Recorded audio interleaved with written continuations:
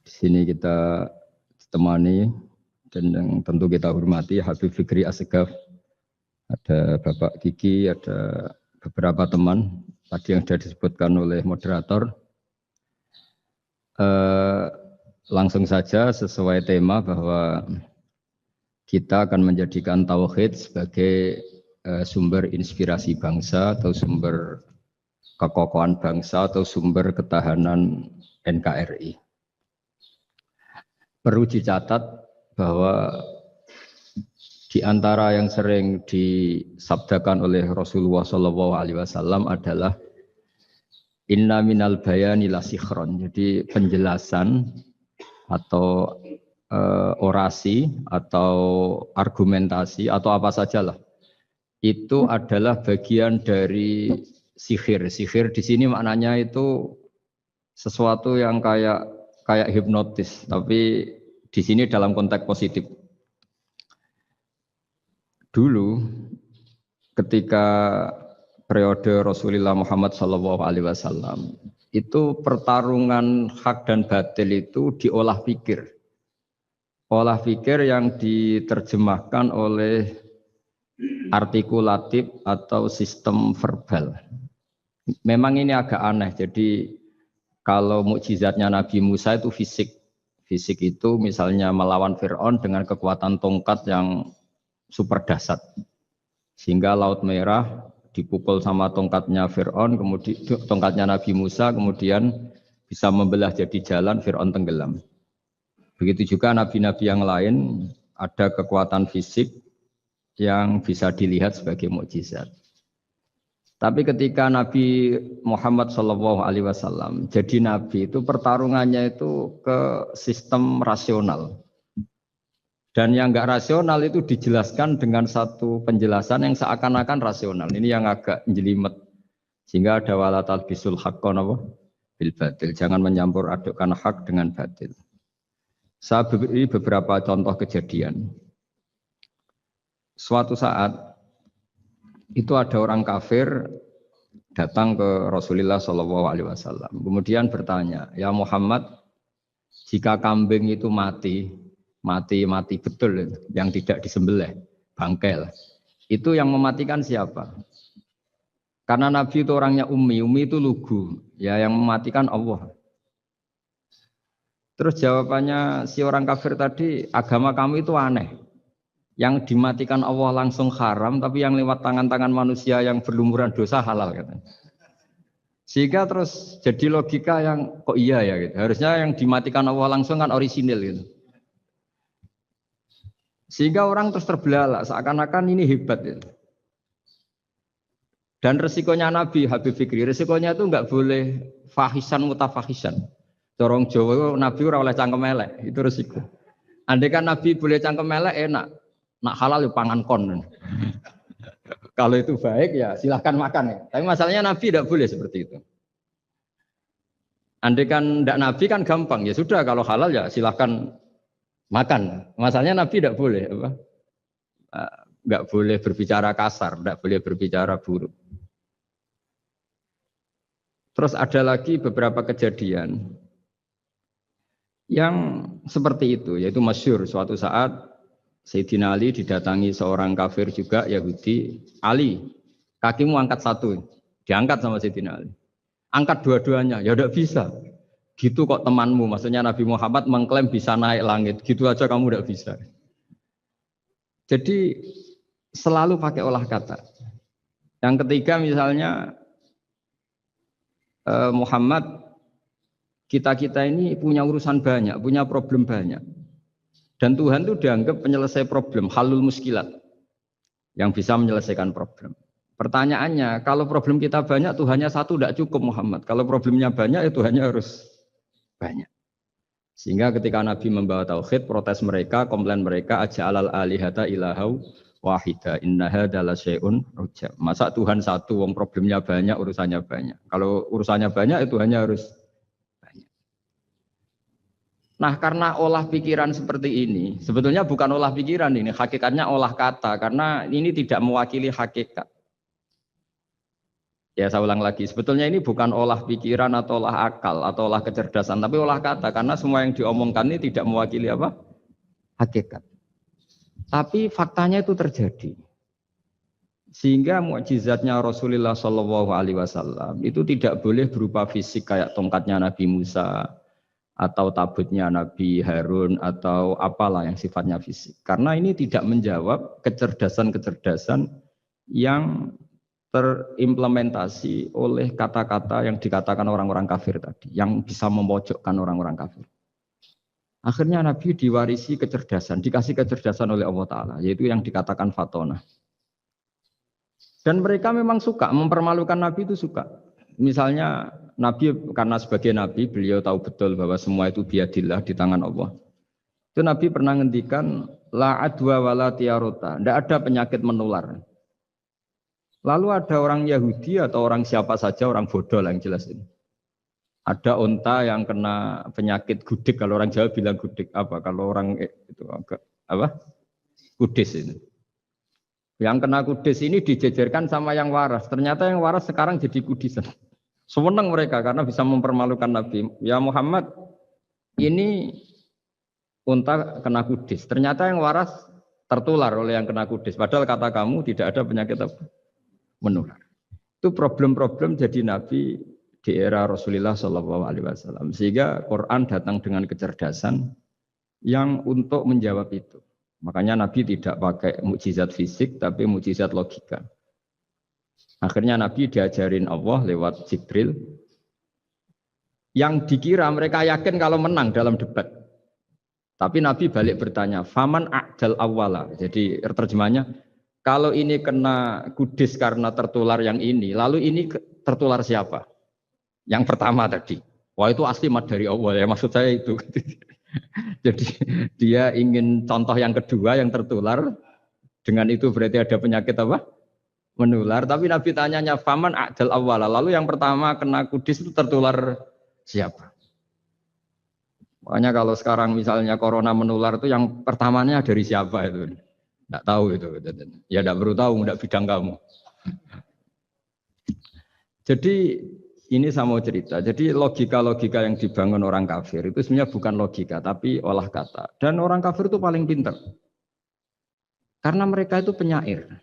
Penyair itu kalau sekarang modern mungkin mirip-mirip jurnalis atau mirip apalah. Bisa mengubah apa saja. Apa yang sebetulnya baik dikesankan buruk atau sebaliknya. Sehingga ini menyusahkan karena Nabi harus ngendikan hakikat, harus mengatakan sesuatu yang nyata dengan bahasa yang benar. Sementara mereka mengatakan kebatilan dengan penjelasan yang baik. Ini ribet kan? Sehingga dalam banyak percekcokan ya. Itu susah dicari jalan tengah karena sama-sama mirip, kebenaran ini sama-sama mirip. Jadi misalnya yang masyhur dalam satu peristiwa besar, konflik antara Sayyidina Ali dan Sayyidina Muawiyah. Itu konflik yang nggak bisa diedarkan, gara-gara kalimat, gara-gara kata-kata. Makanya sekeras-kerasnya pedang atau senjata itu masih keras apa? Kata-kata atau polemik lah atau apalah. Karena sekarang itu agak susah membahasakan. Ketika konflik Ali dan Muawiyah, itu ada orang bilang, ya sudah, nahkum bi kitabillah. Sudah sekarang kita kembali ke kitabillah. Itu mereka megang mushaf. Mushaf ini yang saya pegang namanya mushaf. Seakan-akan itu benar, karena orang Islam harus kembali kepada kitabullah. Pertanyaannya, lalu Ali kata Ali, fadorobal mushafa biyadihi. Sayyidina Ali nepuk mushaf ini keras sekali. Sal hadal mushaf kata Sayyidina Ali. Kalau kita harus kembali ke Quran, coba tanya ini. Mushaf ini ya, mushaf seperti milik saya ini.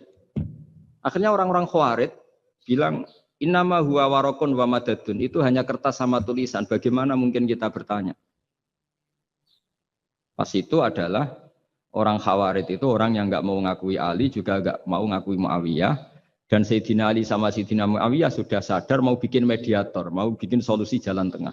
Jadi sebenarnya dua beliau itu orang baik. Gara-gara diprovokasi orang Khawarij, terus jadi bentrok.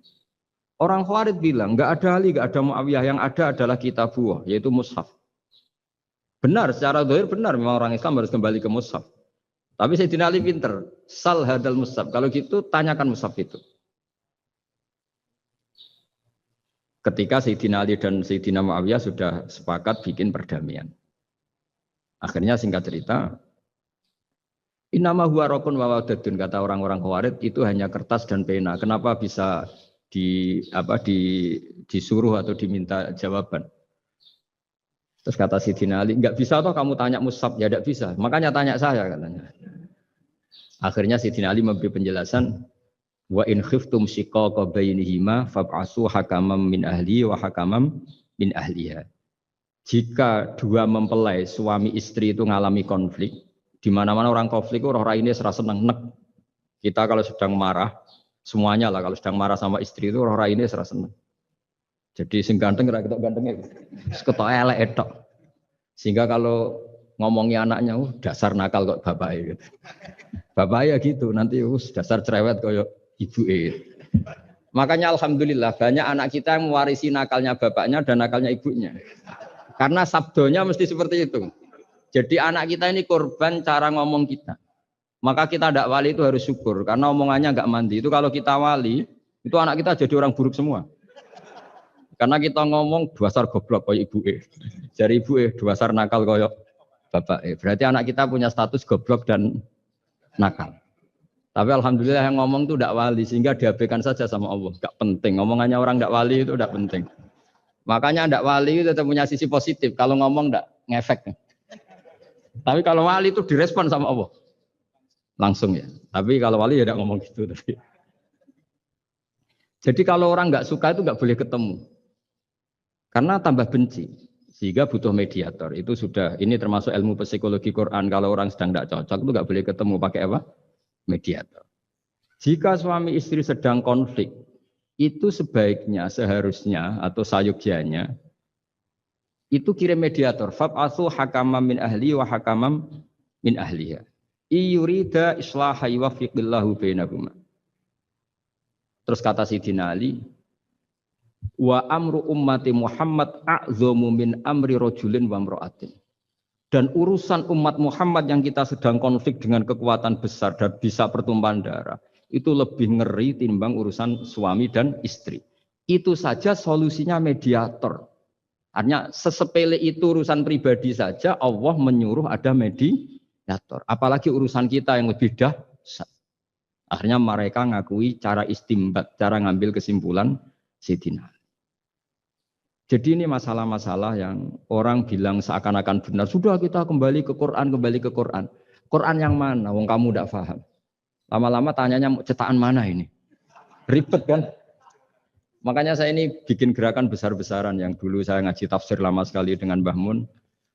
Ngaji sama bapak saya, sekarang alhamdulillah sering diskusi sama Pak Quraisyab. Karena kita ini butuh dan saya punya teman akrab Gus Zofur juga doktor tafsir. Ya kalau kamu ingin tak sebut ya punya teman kalian semua. Untuk mengkaji apa? Tafsir. Itu memang kita butuh. Karena Quran itu teks. Teks itu harus difahami ahlinya.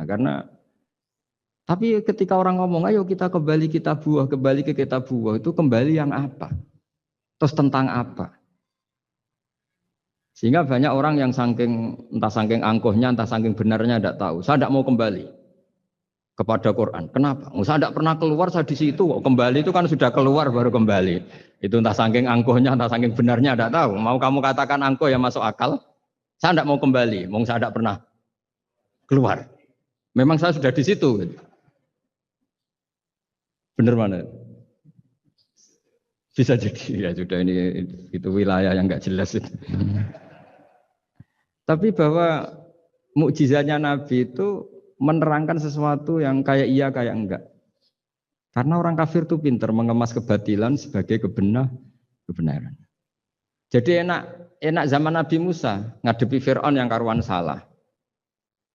Nabi Muhammad itu enggak. Ngadepi satu komunitas yang mereka punya jargon yang seakan-akan benar. Misalnya Ka'bah itu sakral, Baitullah. Orang kafir itu percaya keramatnya Ka'bah, percaya sehingga mereka kalau bikin berhala itu harus dekat Ka'bah, bentuk barokah Ka'bah. Kayak kurang ajar gimana? Maka berhala-berhala itu paling banyak di dekat Ka'bah karena supaya apa? Dapat barokahnya Ka'bah. Ribet kan? Kamu kafirkan tuh percaya baru kayak Ka'bah, tidak dikafirkan itu kurang ajar. Ka'bah kok di... Jadi ruwet. Ribet hanya ngadepi. Itu susah memang ngadepi logika. Makanya kan apa ya, kayak kita ngerawat anak itu. Mau dilonggar nanti manja terus goblok, mau dikerasin nanti minggat, ribet kan. Jadi ngelola kebenaran itu tidak gampang. Lalu Nabi datang bil haqqil bayyin, dengan kebenaran yang nyata. Dimulailah dari surat diantaranya lam yakunil ladzina kafaru min ahlil kitab wal musyrikin munfakina hatta ta'tiyahumul bayyinah. Bayyinah itu siapa? Rasulun minallah yatlu suhufam tahara.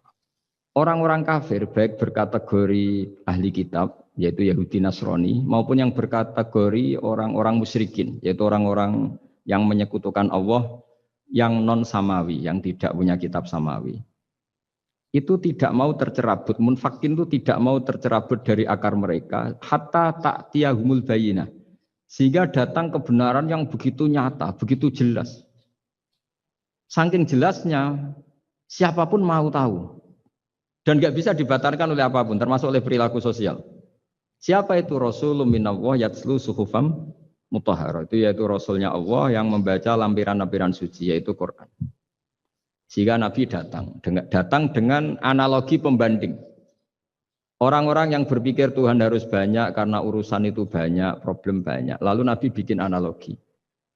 Andaikan kamu sebagai pembantu, yang punya majikan banyak, perintahnya beda-beda. Kamu mau enggak? Ya enggak mau, enggak enak Muhammad kalau punya bos banyak. Perintahnya beda-beda, semuanya egois harus dituruti. Enggak mau. Enak mana sama punya majikan satu? Enak satu Muhammad. Ya sudah, Tuhan kamu itu majikan kamu. Kalau banyak-banyak bingung kamu perintahnya banyak nanti. Terus mereka mau, ya sudah Tuhannya satu saja.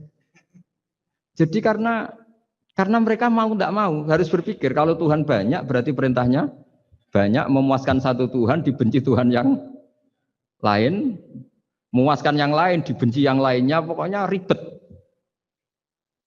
Hari ini minta dilayani, Tuhan yang satu minta dilayani, itu kan ribet. Jadi Nabi itu pakai logika yang gampang. Makanya ketika Allah menjelaskan itu, ketika Allah dorobawa masalar rojulan fihi syuraka umutasakisuna wa rojulan salamal dirojul hal yastawiyani masalah. Alhamdulillah. Allah bikin satu perumpamaan. Ada orang yang punya majikan banyak, yang satu punya majikan hanya satu. Hal yastawiyani masalah, nasibnya enak mana? Enak yang punya majikan satu, karena standarnya jelas, SOP-nya jelas. Akhirnya mereka sadar, oke Muhammad Tuhannya satu saja. Lalu dalam pertanyaan-pertanyaan yang lain, misalnya tadi, masalah Sayyidina Ali, masalah dibully lah kalau sekarang itu Nabi menjawab ya dengan rasional. Karena mau tidak mau. Karena Nabi tidak dibolehkan pakai mukjizat zaman itu. Untuk awal-awal jadi Nabi itu nggak boleh pakai mukjizat. Karena mukjizat itu punya sisi yang sangat-sangat fatal. Yaitu kalau Allah sudah menurunkan mukjizat, itu sekali nggak diimanin itu harus ada azab. Nabi ingin umatnya itu nggak kena azab. Makanya ketika Allah Ta'ala wa ma mana'ana an nursila fil ayati illa an kadzdzaba bihal awwalun. Cara terjemahan bebasnya gini. Muhammad, saya tidak ngasih mukjizat kamu kayak Nabi Musa, kayak nabi-nabi sebelum kamu yang berupa fisik. Itu problemnya satu, sekali saya menurunkan mukjizat, tren umumnya ini didustakan. Ketika didustakan, saya punya alasan menyiksa, wong sudah tak perlihatkan sebegitu jelas kok tetap didustakan. Maka sekali saya menurunkan mukjizat, kata Allah, wa ma nursilu bil ayati illa takhwifa. Saya memberikan satu ayat itu hanya warning, hanya peringatan bahwa ini akan ada bahaya azab. Sehingga karena pilihannya itu Nabi milih gak ada mukjizat yang seperti nabi-nabi sebelumnya. Milih mukjizat yang ilmiah, yaitu Al-Quran yang kita warisi sampai sekarang. Alhamdulillah. Karena kata ulama-ulama, nah ini pentingnya penjelasan. Andaikan mukjizat kita itu hanya tongkat, maka hanya ada di museum. Kita lihat tongkatnya Nabi Musa mungkin klaimnya ada di Turki. Mukjizat tabut kita lihat lagi di mana lah tempat di museum apa. Tapi kalau mukjizatnya Al-Quran, itu umatnya Nabi akan merasakan nikmatnya ila yaumil kiamah. Misalnya kita dalam bersuami istri atau dalam berkeluarga atau dalam bermasyarakat.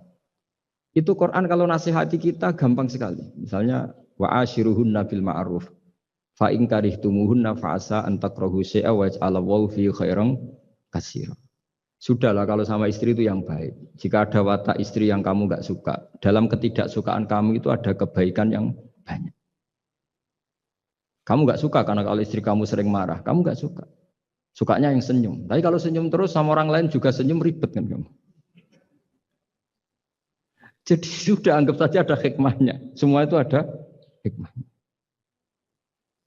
Kalau istri kamu marah tidak kelihatan marahnya, dipendam, itu enggak ekspresif. Cara akting sinetron enggak masuk itu. Tapi kalau marah kelihatan marahnya itu ekspresif, itu kecerdasan itu Pak. Bisa menumpahkan keinginan. Wah itu bagus ini. Jadi disuruh lihat sisi apa? Positif. Imam Syafi'i itu pernah ketemu seseorang yang di depan beliau cium tangan hormat. Suatu saat dikasih tahu sama santrinya yang lain, orang yang mencium kamu wahai Imam Syafi'i itu di belakang ngerasani kamu, bully kamu. Kata Imam Syafi'i, baguslah. Kenapa? Berarti saya wibawa, di depan saya tidak berani. Jadi enteng. Beliau dikasih tahu, tetangga kamu banyak yang benci engkau ya Imam Syafi'i. Baguslah, tidak akan utang saya. Justru yang kenal-kenal itu yang utang-utang itu. Jadi enteng terus. Jadi dunia ini dianggap gampang saja. Coba kalau istri kamu sedang rukun sama sedang marah itu murah mana? Murah marah. Kalau rukun minta ke mall pusing. Jadi ulama dulu itu murah mana? Marah sama rukun. Kalau sedang harmonis minta kemana? Mahal kan? Kalau pas marah. Jadi ulama dulu itu lucu, apa ya? Gampang sekali nanggapin sesuatu itu.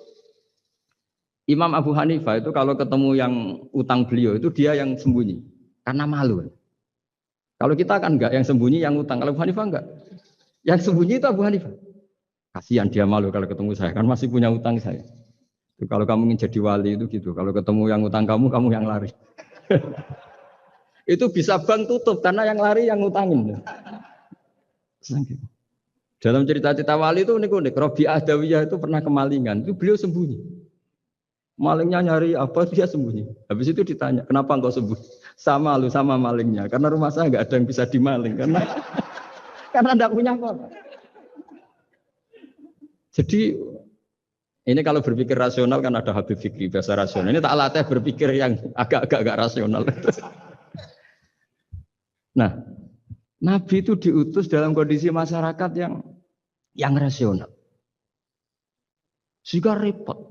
Dan yang tidak rasional itu punya kecakapan olah kata sehingga seakan-akan rasional. Makanya ada kalimat terkenal di kalangan ulama, kalimatu haqqin urida bihal batil. Omongannya benar, tapi maksudnya tidak benar.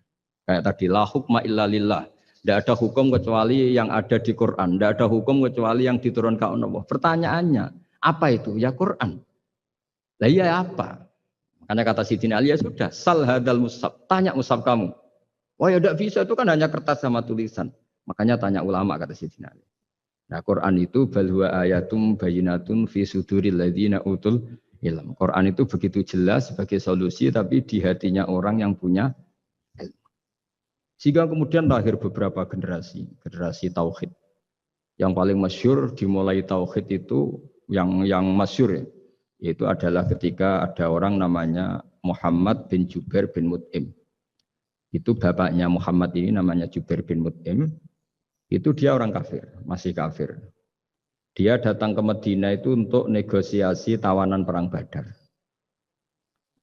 Dulu beberapa orang yang negosiasi sama Nabi itu ya nunggu di masjid. Singkat cerita, Nabi sholat maghrib baca surat Wattur wa kitabim mastur fi raqim mansur wal baitil ma'mur was saqfu fil marfu wal bahril masyur. Terus dia dengerin terus. Dengerin sampai Allah tanya, am khuliqu min ghairi syai'in. Kalau kamu tidak ngakui saya sebagai Tuhan, kata Allah, silahkan Anda berpikir bahwa alam raya ini dimulai dari ketiadaan. Atau kamu sendiri merasa sebagai pencipta alam raya ini, pencipta langit dan bumi. Itu namanya am khalaqus samawati wal ard. Itu orang itu disebut dahiyatul Arab, orang paling cerdas di Arab. Itu dia bingung. Dia selamanya kafir. Cara berpikir menuhankan berhala, Lata, Uzza. Pokoknya menuhankan makhluk lah. Terus dia mikir, Muhammad ini kacau ya. Akal saya dihabisin kata dia. Jadi cara berpikir dia pakai akal. Dia tidak percaya mukjizatnya Quran. Tapi dia bilang Muhammad ini kacau. Akal saya dihabisin. Akhirnya Nabi setelah salam dia menyatakan Islam. Karena kata dia Muhammad akal saya habis oleh apa yang kamu baca. Nah ini saya mau menerangkan tauhid sebagai inspirasi. Yaitu logikanya gini. Langit bumi ini kan wujud. Wujud itu punya eksistensi. Kalau langit bumi ini wujud, alam raya ini nyata. Lalu kamu mengatakan sebelum alam raya ini ketiadaan. Berarti ada satu kesimpulan ketiadaan menciptakan yang ada. Itu malah gendeng bareng. Logikanya kan nggak kena. Al-adamu yakhluqu maujudan. Sesuatu yang nggak ada menyebabkan atau menjadikan sesuatu yang ada. Akhirnya padahal pertanyaannya tadi gitu, ya sudah kalau kamu nggak percaya saya sebagai Tuhan, sebagai pencipta awal, sudah ada usah Tuhan-Tuhanan. Tapi ya mari goblok bareng dengan mengatakan bahwa alam yang ada ini diciptakan oleh sesuatu yang tidak ada. Dari Juber, saya tidak mau goblok Muhammad, sudah iman saja saya, karena saya tidak mau goblok. Jadi agama ini datang dengan keceriaan berpikir. Sehingga Ibnu Hajar al-Asqalani mengatakan hadatin ja'a bil iltizat al-aqli. Agama ini datang dengan kenyamanan berpikir. Coba kalau Anda seorang profesor atau seorang doktor atau seorang ilmuwan. Kemudian Anda diajak goblok dengan teori baru bahwa sesuatu yang ada itu diciptakan oleh yang tidak ada. Mau enggak kamu? Mau semengira sesuatu. Diajarin sesuatu yang ada diciptakan oleh yang tidak ada.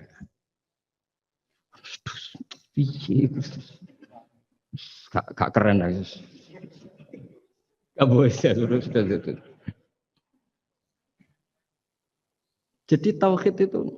Nah, kemudian lahir ulama-ulama baru yang cara ngarang sama. Ini kitab yang dulu saya ngaji sama Syekhina Kiai Maimun Zubair Mbah Mun. Itu kemudian ulama-ulama baru, kata Yai Mbah Mun itu juga bapak saya sering pesen, orang itu harus tahu zaman. Menerangkan tauhid itu kalau ulama dulu itu dimulai dari kalimat yang mungkin yang ngaji saja bingung. Al-alam mutawir, wa kullu mutawir, hadis la buddha mim. Itu sampean dengar mesti anggap jimat itu apa itu doa apa gitu. Doa jalbur rizki apa gitu. Padahal itu logika. Tapi terus ulama-ulama modern itu ngarang seperti ini ada gambar. Ini kitab yang saya dulu ngaji sama Abang, itu digambar seperti ini. Maksudnya digambar seperti ini gini, penjelasannya gampang. Sampean kalau gambar seruat apapun, misalnya gambar gedung tingkat 5 atau gambar gunung atau gambar apa saja. Mbok seruat apapun gambar itu dimulai dari satu titik. Tadi hadhil awalim kulluha, bahwa alam semua ini dimulai dari nuqtatil wujud, ada titik wujud. Dan karena ini wujud penyebab harus bersifat awal. Makanya Allah itu selain wujud harus bersifat al-awwal. Kalau bahasa pondok al-qadim. Karena tidak mungkin yang menciptakan kemudian kalah dulu dengan yang diciptakan. Begitu juga Imam Al-Amudi. Imam Al-Amudi itu jadi wali itu karena dia ahli matematika. Sampai muridnya itu eskal. Ini guru saya masuk surga enggak. Kalau ngajar itu senangnya ngajar matematika. Beliau ahli usul fikih, ahli fikih. Tapi senangnya ngajar matematika. Sampai muridnya sanksi, ini masuk surga enggak ya? Walhasil dalam cerita keramat beliau, sama enggak usah terus saya enggak percaya. Kamu enggak wali, kok enggak percaya gimana? Ribet sekarang gitu. Orang kalau enggak nekuni sesuatu terus enggak percaya, ribet. Itu beliau masuk surga itu dijamin dapat surga itu karena ngajar matematika. Tapi di hati beliau hanya satu. Matematika adalah satu ilmu yang dimulai dari angka 1. 0, itu tetap dimulai dari 1. Enggak bisa. Akhirnya beliau cerita, angka 2 atau 3, nisbatul wahid wal isnaini ila mi'ah wa ila ma la nihayatallah, semuanya sama, nisbatul far'i ilal asli, kata beliau. Mbok angka 2, 3, 1000 sampai 1 miliar, itu perbandingannya dengan angka 1 apa hubungannya? Al-far'i ma'al asli, yaitu angka 2, 3 adalah cabang dari angka 1. Jadi alam raya sebanyak apapun, ada galaksi, ada Mars, ada apa saja, tetap dimulai dari wujud yang 1, yaitu wujudnya Allah Subhanahu wa Ta'ala. Jadi beliau menjadikan matematika sebagai alat perangkat untuk tahu tauhid bahwa alam raya ini dimulai dari al-wujudul wahid, wujud yang satu. Makanya kul huwallahu ahad. Allahus somad, lam yalid walam yulad dan seterusnya. Nah, makanya ketika orang menyoal hukum adat yang menipu kita, adat itu sunnatullah yang kita lihat. Itu Quran mesti mengembalikan wahwaladzi yabda'ul khalqa tsumma yu'idu wa huwa ahwanu alaih. Sebagian di surat Yasin diterangkan ansha'aha awwala marrah. Ketika kita lama sekali, namanya manusia itu lahir dari seorang bapak dan ibu, ini lama sekali. Yang namanya telur itu lama sekali lahir dari ayam, keluar dari ayam. Yang namanya pohon besar itu mesti dari biji yang kecil. Karena lama itu terjadi seakan-akan kita ngomong, kita berkeyakinan tahu-tahu ada pohon besar itu mukhal. Tahu-tahu ada manusia ini mukhal. Makanya ketika ada figur yang bernama Isa bin Maryam, itu orang kafir Yahudi itu menolak. Bagaimana mungkin ada manusia tanpa bapak? Oke, itu menyalahi prosedur lazim, protap lazim. Tapi kata Allah gimana? Inna masalah Isa indawahi kamasali Adam. Kalau Isa mukhal karena tanpa bapak, harusnya Adam lebih mukhal karena tanpa bapak, tanpa ibu. Jadi artinya apa? Allah tetap mengingatkan bahwa kudroh saya yang pertama itu menjadikan semuanya mungkin tanpa perangkat adat. Maka kitab ini yang saya baca ini, milik Sayyid Hussein Afandi ini, itu menjelaskan bahwa hukum adat itu menipu. Saya ulang lagi, hukum adat itu menipu. Ketika ayam mengeluarkan telur, telur kemudian menjadi ayam lagi. Terus kita berdebat, telur sama ayam dulu mana? Menurut Anda milih mana? Milih apa? Telur. Kalau ini, yang kubu sebelah ini. Ayam apa telur? Telur. Ayam. Ayam lahir dari. Nah, pertanyaannya begini kalau menurut tauhid. Ketika lazim kalau telur itu nanti suatu saat jadi ayam, terus ayam kemudian lazim mengeluarkan telur. Ketika Anda mengatakan mungkin kontribusi Anda terhadap kemungkinan itu apa? Kan sama, Anda tidak ikut menciptakan. Wong tidak ikut menciptakan kok menvonis mungkin tidak mungkin. Kamu itu hanya saksi. Makanya pertanyaannya Allah, loh ketika itu kamu anggap mungkin, kontribusi Anda itu apa? Kan hanya melihat. Kamu sendiri tetap tidak mampu bikin telur, Anda juga tidak mampu bikin ayam. Artinya meskipun telur jadi ayam, ayam jadi telur sampai kiamat, tetap ada kontribusi kudrohnya Allah Subhanahu wa ta'ala. Bukan berarti berdiri sendiri, wong kamu yang bilang mungkin ya nyatanya enggak berkontribusi. Sehingga kalau suatu saat Allah bikin telur dari batu, atau ayam keluar dari batu, bagi Allah itu enggak masalah. Tapi bagi kamu masalah. Bagaimana mungkin hewan keluar dari batu? Ini logikanya gimana? Loh memangnya ketika telur dari ayam itu logika kamu gimana coba? Kamu ikut bikin enggak? Nah ini di sini pentingnya mukjizat. Akhirnya Allah bikin mukjizat, ada satu onta besar keluar dari batu, yaitu mukjizat Nabi So. Kamu memasalahkan, ini gimana onta kok keluar dari batu? Lalu kalau Allah tanya kamu, gimana telur keluar dari ayam? Loh ini biasa Gusti mungkin, memangnya kamu bisa? Berarti bagi orang yang tauhid, yang wali, keluarnya ayam dari telur sama onta dari batu itu nisbatnya sama. Sama-sama semuanya di luar kontribusi kita. Kenapa yang satu kamu katakan mungkin, yang satu kamu katakan tidak mungkin? Toh kamu sama-sama tidak terlibat. Itu cara berpikir tauhid. Artinya apa? Orang-orang wali atau orang-orang alim, meskipun melihat telur keluar dari ayam tiap hari, tetap subhanallah, subhanallah, Allahu Akbar. Karena ini keajaiban. Tapi kamu kan enggak taunya ajaib itu yang aneh-aneh itu. Makanya banyak cari kiai aneh yang gondrong, yang enggak pernah mandi, gara-gara kamu itu suka aneh itu gara-gara. Dong ini ya. Dong itu tahu ya. Jadi buat sesering apapun alam raya ini ada siklusnya. Biji jadi pohon, pohon kemudian mengeluarkan buah-buah ada biji. Semuanya yang berkontribusi hanya kudrohnya Allah Ta'ala. Tidak mengikat Allah. Allah bisa bikin tanpa itu semua. Makanya Allah selalu memperbarui mukjizatnya. Termasuk ada onta besar keluar dari batu. batu, yaitu mukjizatnya Nabi Soleh. Kamu nggak boleh menyoal ini mukhal gimana? Karena itu nggak mungkin. Ukuran nggak mungkin apa? Kamu nggak bisa bikin kan? Sama telur keluar dari ayam kamu bisa bikin. Sama-sama enggak. Nah di sini pentingnya ngaji ya. Makanya Allah ngendikan innallaha la yastahyi ayyadriba masalam ma ba'udatan fama fawqa. Allah itu tidak malu bikin contoh nyamuk. Karena nyamuk ini mukjizat yang besar. Sudah hewannya kecil, di situ ada ususnya. Ususnya ada uratnya. Coba kalau kamu bikin nyamuk itu. Kalau yang santri agak nakal itu ya ada alat kelaminnya, ada uratnya. Coba jenengan bayangkan nyamuk kecil kan? Itu ada uratnya enggak? Ada ususnya ada uratnya. Uratnya ada bakterinya. Pusing kan kamu?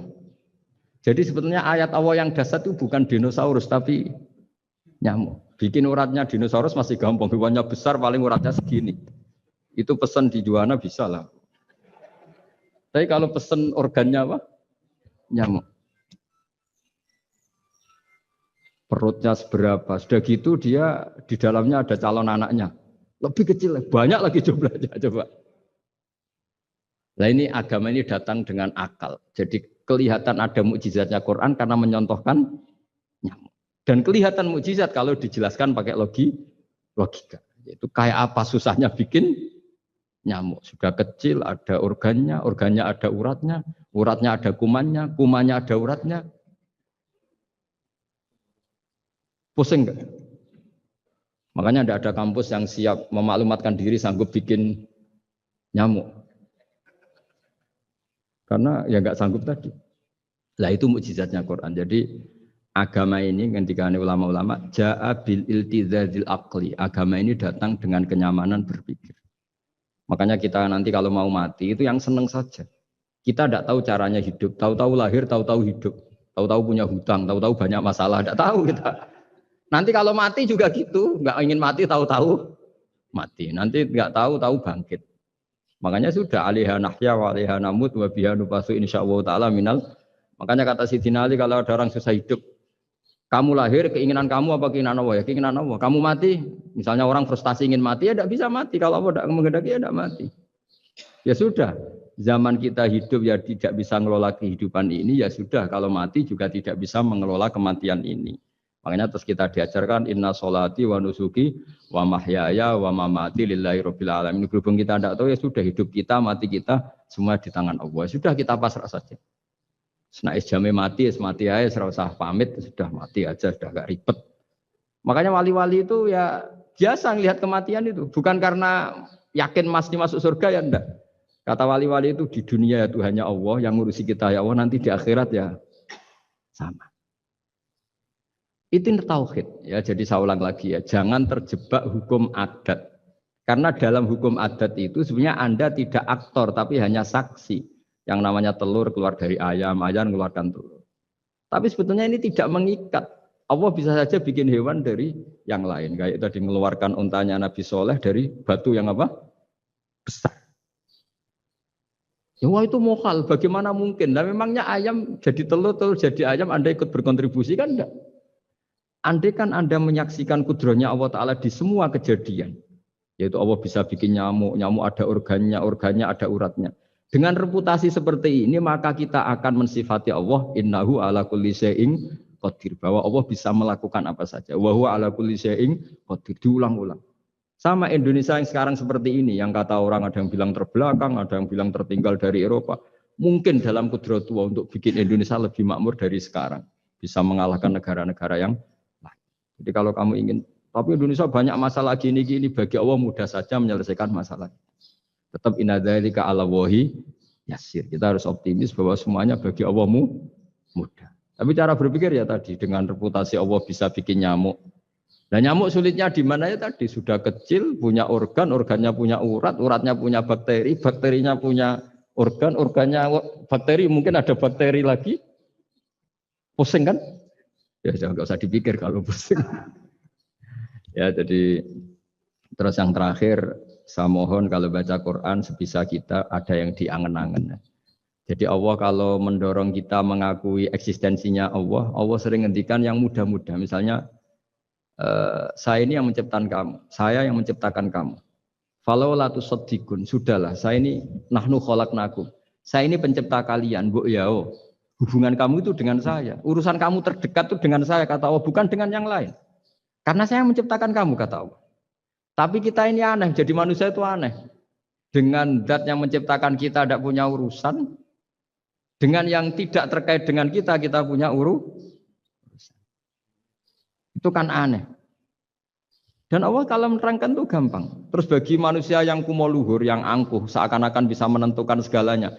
Falaula in kuntum ghaira madinin tarji'unaha in kuntum shadiqin. Kalau kamu orang hebat, mbok ya ketika nyawa kamu mau keluar tuh kamu tahan supaya kamu enggak jadi mati. Enggak keren kan orang hebat kok mati katanya.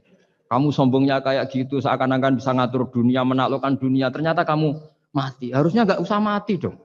Kata Allah falaula in kuntum ghaira madinin tarji'unaha in kuntum shadiqin. Makanya falaula idza balaghatil khulqum wa antum khina idzin mbok ya orang-orang yang keren, yang merasa hebat, yang biasa ngatur dunia, mbok ya ketika mati itu jangan mau.